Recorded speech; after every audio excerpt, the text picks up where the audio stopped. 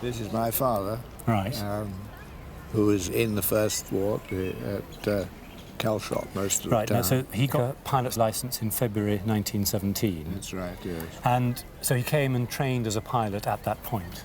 Yes. Where did he come from originally? He came from the Argentine, where he was a cattle rancher. Right, so he came back to Britain to fight, in effect. He did, yes. Yes, as a volunteer, presumably. Quite. Yes.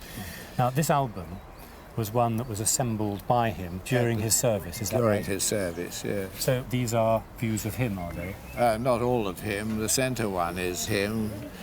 The two brothers, himself and his brother, who were both together. This is a wonderful album because what it gives us is a complete vision of his, in a sense, his daily life. Yeah. Here is a spread of all the types of aeroplanes that he would have seen and used at Calshot at the time. Yes. Now, I mean, Calshot was one of the main naval bases, so they're predominantly flying boats, aren't they? They are flying boats or float planes. Float planes. And what is extraordinary is the diversity of type. He would have to have been familiar with all of these, presumably. He was, yes. And so this is his life in the sense of his practical service life. And then moving on, this interested me because here we've got, in a sense, everything that was going on around him. Quite, yeah. I think this is a particularly interesting picture because that's the Olympic, you know, the Great White Star Liner, the sister ship of the Titanic, in dazzle camouflage, because of course it became a troop ship in the First World War.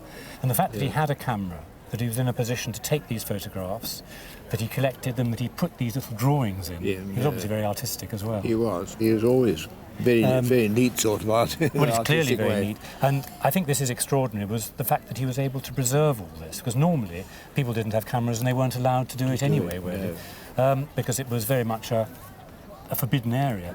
This is a wonderful image, I think, a parade of aeroplanes going along this sort of apparently suburban road. Apparently, well, the station was built in a sort of suburban setting, more or less. It was a most unsuitable setting, wasn't it? Most. Yes. And the other thing, of course, which comes out very much is the somewhat difficult nature of life. Terrain, yeah. So we've got his life, we've got the mishaps. Was this one of his mishaps? No, that was not his mishap. It was a colleague's. A colleague's Controls mishap. jammed, it says here. And so on, and that came out of it. Well, this is the clock from that aeroplane. Yeah.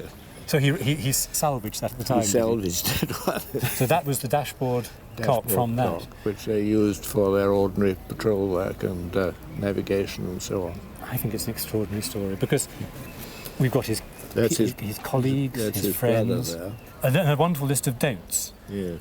Don't worry, don't be timid, don't be too sure, don't loop, spin or stall a short, don't say you forgot, and don't swank.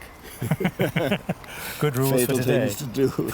And notice for pupils, land on the heels of your float, so you come in at the right angle. Yes, if you landed otherwise, you'd tip over. Yeah. Great document, great part of our history that we tend to overlook, and all the life that went with it. Impossible to value, because it's a family document, but if you had to see it in collector terms, we would be looking at, I would think, £1,500, £2,000, £2,500, because all these images are essentially one-offs. Quite, yeah. They're something that he took and preserved, and that is a fantastic slice of that period. It is. And I'm glad you've got the clock. Yes, it's very precious. It sits by my bedside. Excellent. Thank you very much. Thank you.